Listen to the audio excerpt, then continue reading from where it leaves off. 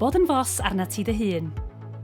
Pennod 1, os gen ti'r hyn sydd ei angen i gychwyn dy fusnes dy hun. Croeso i bodlediad Bod yn fos arna ti dy hun, can llawer entrepreneur ifanc i gychwyn busnes. P'un ai dy fod i'n meddwl am gychwyn busnes am y tro cynta, neu fod gen ti syniad ti eisiau ddatblygu, mae'r podlediad yma i chdi. Mari dwi a fyddai'n dy arwain di drwy'r gyfres 15 rhan yma, fydd yn dy gadw di ar y trywydd iawn ac yn dy helpu di i ddeall a meddwl am yr heriau sy'n codi wrth gychwyn busnes. Rhan o wasanaeth Busnes Cymru y Llywodraeth ydy Syniadau Mawr Cymru, a'i nod ydy codi dyhead a chefnogi entrepreneuriaid ifanc i gyrraedd i uchelgais mewn busnes. Mae Busnes Cymru, sy'n cael ei ariannu'n rhannol gan gronfa datblygu rhanbarthol Ewrop, yn cefnogi pobl ifanc drwy ddarparu adnoddau ar-lein, gweithdai sgiliau busnes a sesiynau 1-i-1 efo cynghorydd mwyn troi syniadau'n reality. I gysylltu fo ni, hoffa a dilynau ni ar Facebook, Twitter ac Instagram.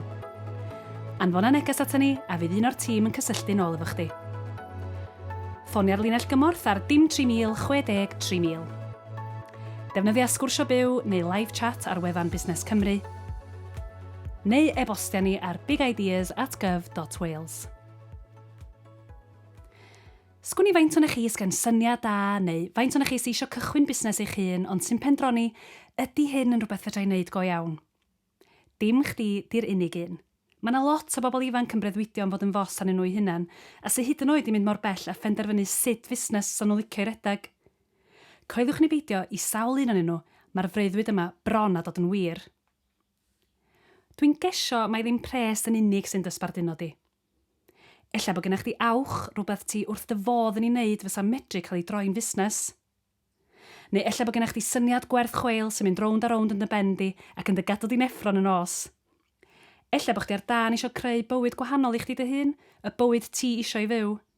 Neu ella bod chdi eisiau adeiladu rhywbeth fedri di fod yn falch ohono fo. Mae nad o'n i'n faint o resymau dros gychwyn busnes tra ti'n ifanc. Gwranda ar yn talfyriad toffi i weld os di rhain yn berthnasol i chdi. Am TikTok.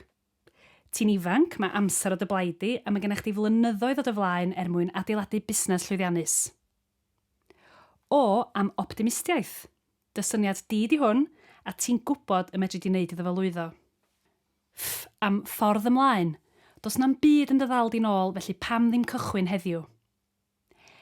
Am egni, dy fusnes di di hwn, dy syniad di, felly fyddi di'n barod i roi 100%. Am eisio llwyddo. Ti'n gwybod beth yw'r wobr a mae gen ti'r uchelgais i fynd amdani. Oeddech chi'n gwybod bod 70% o bobl ifanc rhwng 16 a 24 oed sy'n mewn gwaith yn deud fysa nhw'n licio bod yn fos arnyn nhw eu hun ar ryw bwynt yn y dyfodol? Wyt ti'n un o'r rheina? Be am gychwyn rwan? Fel dwi wedi sôn yn barod, mae nad o'n i'n faint o resymau dros weithio chdi dy hun. Chdi sy'n gwneud y penderfyniadau a chdi sy'n rheoli dy amser. Cofia mai dy syniad di fydd hwn, dy freuddwyd di a neb arall, felly chdi fydd yn gyfrifol am sut fydd pethau'n troi allan ac os weithi di'n galed, mi dalith hynny ar ei ganfed. Mae gweithio chdi dy hun yn golygu mai chdi sy'n wrth y lliw. Chdi sy'n gyfrifol am dy fywyd a dy yrfa, mae'r cwbl yn dy ddilo di. Ond ar y llaw arall mae'n bwysig cofio hefyd fydd pethau ddim yn hawdd bob amser, a mae yna rei pethau ddylsech chdi ystyried cyn mynd ati. Fydd yna fwy o anghysondeb o ran incwm. Os ti di arfer efo'r sicrwydd o gael cyflog yn dy fanc bob mis, fydd hyn yn diflannu. Os ti'n sâl neu ar dy wyliau, fyddi di ddim yn gweithio, felly fyddi di ddim yn gwneud pres. Cofio hefyd, dydy gweithio i chdi dy hun ddim o angen rheidrwydd yn golygu gweithio ar ben dy hun, ond ella fyddi di'n gweld isio bywyd cymdeithasol y swyddfa. Rhywbeth arall gwerth i gadw mewn co ydy fydd rhaid i chdi roed 100% drwy'r amser a gweithio oriau hir fwy na thebyg mwyn cyrraedd y marc. Os ti eisiau bod yn llwyddiannus, mae angen 2 beth arna chdi. Awch a dyfal barhad. Yn aml mae entrepreneuriaid yn cael ei diffinio fel pobl sy'n frwd ac angerddol dros eu busnes. A craidd busnes llwyddiannus ydy buddsoddiad emosiynol a ffydd di-amod yn y syniad. Mae brwdfrydedd yn denu brwdfrydedd. Os di pobl yn gweld ac yn teimlo dy frwdfrydedd di, buan iawn fydden nhw'n dod yn gwsmeriaid ffyddlon. Paid byth ag anghofio dydy rhedeg busnes ddim yn hawdd. does na neb yn cael bob dim yn iawn y tro cynta. Mae'n iawn i wneud camgymeriadau. Deud y gwir, byddai'n barod i wneud rhai, ond byddai'n barod hefyd i ddysgu oddi wrthyn nhw. Rwan di'r amser tra ti'n ifanc. Byddai'n benderfynol cario ymlaen iddo fel parhau hyd yn oed os ti'n dod ar draws rhwystra. Felly, ar ôl ystyried beth dwi newydd ddeud, ella dy fod i'n pendroni pryd i'r amser gorau gychwyn. Wel, dwi'n meddwl ddylsa chdi daro'r haearn tra ma'n boeth a chychwyn arni rwan. Mae cychwyn busnes yn broses sy'n digwydd yn raddol, gam wrth gam. Felly does na ddim amser gwell i gymryd y cam cyntaf na rwan. Mae un o'n modelau rôl, Steve Dimmick, sefydlydd Dwpol, wedi rhoi'r cyngor gwerth chweil yma i ni. Cychwyna dy fusnes rwan. Paid ag aros nes ti wedi gorffen dy gwrs, neu tan mae bob tamad o waith papur yn ei le. Credan dy hun ac yn dy syniad. Cer amdani rwan. Ges i sgwrs efo Steve i drafod sut nath o gymryd y cam cyntaf teg at gychwyn ei fusnes ei hun ac i glywed sut mae pethau wedi symud ymlaen ers hynny. Hiya Steve, ti'n iawn? Hi Mary, grêt, diolch. Da iawn. Wan, deitha ni am dy fusnes di a dyda chydig am dy hun hefyd. Cool. So, siamai pawb, neis i cwrdd â chi yn dy glistiau. Steve Dimmick ydw i, dwi'n prif weithredw masnachol gyda Dwpol, cwmni bach yn Gymru, ond yn byd eang hefyd. Ni'n neud surveys a polls ar-lein. Ti'n brysur iawn felly, Steve? Dwi yn brysur. Deitha ni am y syniad ma am y busnes, o le ddoth o? Cool, so syniad am y busnes yn dod fyny achos fy cyn-busnes yn cael trafferth gyda cwsmeriad symud y goalposts ar ôl ni'n gorffen prosiectau gyda nhw. So ni wedi dylunio stwff, cwmni dylunio oeddwn ni, so dylunio wefan neu brochure neu beth bynnag really. Wedyn deud dyma ti, dyna beth nes ti gofyn am, dyma'r wefan neu dyma'r brochure. A mae pennaeth marchnata neu rhywbeth yn bod fel, gret, diolch o galon Steve, mae hwnna'n perffaith, hapus iawn. A wedyn naethon ni just aros, naethon ni cracio ymlaen gyda prosiect nesaf. A wedyn mewn wythnos neu pythefnos, naeth y person yn ffonio nôl. Steve, dwi'n really sorry, ond Sean yn procurement neu Bob yn gwerthu sales neu rhywbeth yn cael problem gyda y wefan neu y brochure. Ac oedd o really rwystredig achos ni wedi dechrau ar y prosiect nesaf, so mae wedi disruptio bob dim a knockio ni off track. A hefyd mae'n costio pres i ail wneud stwff. So oeddwn ni colli pres, ond dim isio mynd ar y nerfau pobl a dweud, na, ni ddim fedru wneud o. So wedyn naeth ni. So, ni'n dod fyny gyda'r syniad o sut ni'n creu rhywbeth syml, ni fedru gwythio allan i'r busnes i gyd, a ddim yn just y pennaeth marchnata, ond y cannoedd o pobl sy'n gweithio yna, a gofyn y barn nhw am beth ni'n wneud. A dyna sut gaeth Dwpol ei eni.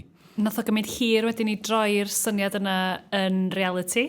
Na, dim o gwbl. So, dyna awgrymiad mawr gan ni yw, mae'n terminology gan America o MVP, yeah? So Minimum Viable Product. So, yn lle o creu, mae enghraifft da yw NASA. So, NASA wedi cymryd oesoedd a oesoedd a oesoedd i creu beiro sy'n gweithio yn y gofod. Naeth Russia wedi mynd gyda pensl. Achos mae pensl yn gweithio. Dim angen, mae problem oedd y ink, so sut ti'n cael y ink dod allan o beiro. Aeth Russia gyda MVP. Yr MVP yw just literally rhywbeth fedru ysgrifennu. A dyna beth naethon ni creu. Mewn 4.5 diwrnod, naethon ni cwrdd ar y bore llun yn ganol Gaerdydd. Cael chat bach am beth ni eisiau creu, a wedyn ar y pnawn Gwena nes i trefnu i cael lawnsiad o'r peth lawr yn y Life Sciences Hub. Sorry, dwi'n dysgu Gymraeg, so dim yn siŵr beth i Life Sciences Hub yn Gymraeg. Ac hwnnw'n yn gret, deadline her mawr fel hon o sialens lle mae'n fel, no way, ni fedru wneud hon. Well, actually, ti fedru. A naethon ni. A dyna ffordd da i dechrau yw pa fath o minimum viable product ni fedru creu MVP yn 4 diwrnod. A naethon ni creu o, naethon ni demonstratio fo, a naeth o profi ni'n cael syniad da, achos mae pobl yn y stafell yn wrth ei fodd gyda beth ni wedi creu. A be di'r peth anodda di bod? Pa heriau mawr ti di wynebu ar hyd y 4 mlynedd dwytha? Cwestiwn da. So dwi'n meddwl y heriau fwyaf pan ti'n dechrau allan yw gwybod beth ti'n neud anghywir. Achos ti'n cael teimlad fel, dwi'n siŵr bydd hwnna yn rhywbeth arbennig. A ti'n cymryd oesoedd i creu rhywbeth, a wedyn ti'n mor balch a ti'n deud i pawb, sbio, peth newydd ni di allan rwan. So feature newydd, neu os ti'n creu dillad neu rhywbeth, tops newydd ni, neu cyddoriaeth os ti'n band neu rhywbeth.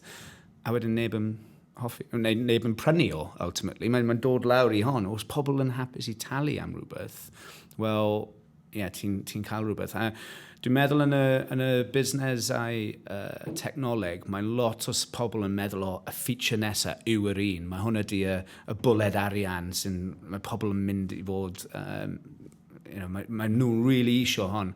A mae hwnna ddim yn really gweithio. So ni di symud ymlaen o hon, a just trio dysgu pam mae pobl y defnyddio ni. Ffindio darn bach o'r marchnad yn lle o trio satisfio pawb, a wedyn just really canolbwyntio am pam mae nhw yn hoffi beth ni'n neud a sut ni fedru gwella beth ni'n cynnig iddyn nhw. Achos mae byd yn lle fawr.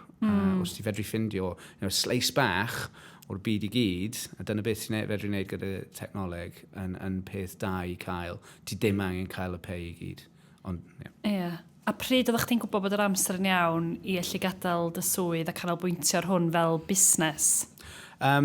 So, y gwir, naeth ni ddim yn really gwybod. Ti'n dilyn dy teimladau am stwff. Oeddwn ni cyffroes am dechrau. Ond y gwir yw, naeth ni ennill un cwsmer, Prifysgol Abertawe.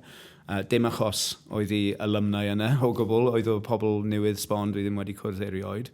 A wedyn nes i pitcho y syniad i'r un o'r ffrindiau fi cyfeithog, mwyaf cyfeithog. A naeth o cytuno i buddsoddi mewn y busnes. So ni'n gwybod os ni fedru codi 150,000 gan fe, bydd y Banc Datblygiad Cymru yn matcho hon. So yn sydyn, mae gennym ni 300,000 i defnyddio i datblygu y busnes. Ac siŵr o fod, mae nhw yn deud iddyn ni, wel, os ti'n cymryd pres ni i redeg y busnes yma, da ni ddim eisiau ti cadw, trio ni fedru dechrau y busnes, da ni ddim eisiau chi cario ymlaen redeg y hen busnesau chi. Achos naeth nhw deud, mae fel ras cyffylau. So os dy hen busnes yn mynd really dda, wel, byddai ti'n neidio off y ceffyl ni, neidio ar y ceffyl yna. So naeth ni stopio y hen swyddau pan gaethon ni y buddsoddiad yna. A be fysa'r prif gyngor sa chdi'n rhoi i rywun ifanc sy'n meddwl dechrau busnes o edrych nôl ar dy stori di? So bob tro os dwi'n siarad gyda pobl o'r oedran sy'n gwrando i'r peth yma, a hefyd os dwi'n edrych nôl, yr un peth dwi'n rwystredig gyda, dim gyda dŵpol, achos nes i dechrau hwnna reit fian, ond mynd nôl, ges i 15 blwyddyn lle nes i gweithio yn dim dead-end job, ond dim really swydd nes i fwynhau, hollol repetitive, mewn swyddfa bob dydd, dim yn really interactio gyda gymaint o pobl, a hwnna ddim yn fi. So, yr awgrymiad fi yw just dechrau. Ti angen dechrau. A dwi'n gwybod ti'n ofyn am y peth. Dwi'n gwybod bosib ti'n meddwl ti ddim yn cael y profiad, ti ddim yn cael y sgiliau ti angen. Bosib y syniad ddim yn digon cryf. Bla, bla, bla, bla, bla. Mae bob entrepreneur a mae bob busnes yn cael y ofnau yna. Ac ti'n just roed off inevitable, basically. Ti angen dechrau. A dwi'n addwy ti bydd o gymaint mwy o problemau pan ti'n dechrau. So, dechrau'r y peth a wedyn symud ymlaen. So, awgrymiad yma yw creu rhywbeth MVP a wedyn gwerthio i rywun os ti'n nabod nhw iawn, ond os ti ddim arbennig, a wedyn cracio ymlaen o fyna. Dim poeni am creu business plans neu projections neu ffindio buddsodwyr neu beth bynnag arall a cymryd oesoedd dros wefan arbennig a talu pres ar stwff. Ond arbennig ddim yn talu pres ar stwff. Ti ddim angen wneud hon. Os ti angen creu rhywbeth wneud o gyda'r lleiaf o pres posib a wedyn gweld os ti fedru gwerthio. cyngor arbennig fanna, Steve. Diolch. Os di hwnna'n mynd i roi hwb ymlaen i rywun, dwi'n gwybod be neith. Diolch. Diolch, Steve. Fedri di ddod o hyd i broffil model rôl Steve a modelau rôl eraill yn yr adran ble i ddechrau ar ein gwefan. Ewch i gael golwg arnyn nhw. Paid am mynd yn bell, ym Pennod 2 fyddwn ni'n trafod sut i feddwl am syniad ar gyfer dy fusnes, a dros yr wythnosau nesaf fyddwn nhw'n sbio ar lot o agweddau gwahanol o redeg busnes, o ariannu ac ymchwilio'r farchnad i gynlluniau busnes a phrisio. I gysylltu fo ni, hoffa a dilynna ni ar Facebook, Twitter ac Instagram. Anfona neges ato ni a fydd un o'r tîm yn cysylltu nôl efo chdi. Ffonia'r linell gymorth ar dim 3000 60 3000. Defnyddia sgwrsio byw neu live chat ar wefan Busnes Cymru, neu e-bostia ni ar bigideas@gov.wales.